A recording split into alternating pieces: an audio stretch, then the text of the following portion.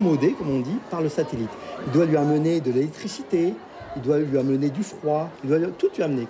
Ces élèves de 4e échangent librement avec un astrophysicien. Ils peuvent même observer de près la réplique de cet instrument dont il a dirigé la conception.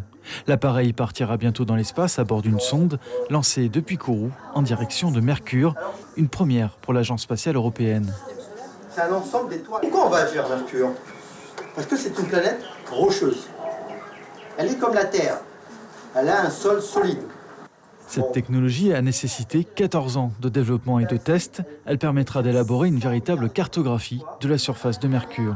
Mais si l'astrophysicien s'adresse aujourd'hui à ses collégiens, ce n'est pas uniquement pour présenter son invention. Il me tenait à cœur de revenir voir mon ancien collège, mon ancienne école, pour redonner un petit peu à ces établissements ce qu'elles m'ont donné lors de mes jeunes années. Et j'ai trouvé ma vocation.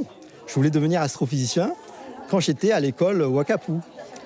Parce qu'il y avait un de mes enseignants qui m'a parlé, comme on en parle en cycle 3, en CM2, en CM1, d'astronomie. On m'a parlé de planètes, on m'a parlé de ces étoiles très lointaines, très distantes. Et ça me fascinait, ça me faisait rêver.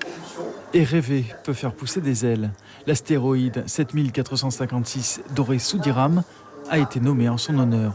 Ce matin, le scientifique semble avoir transmis sa passion aux collégiens de Kourou. Mais j'aime bien découvrir de nouvelles planètes. Ça m'intéresse. Aussi trouver de la vie sur d'autres planètes. C'est très intéressant de découvrir notre atmosphère, tout ce qui est en rapport avec notre planète et notre système solaire.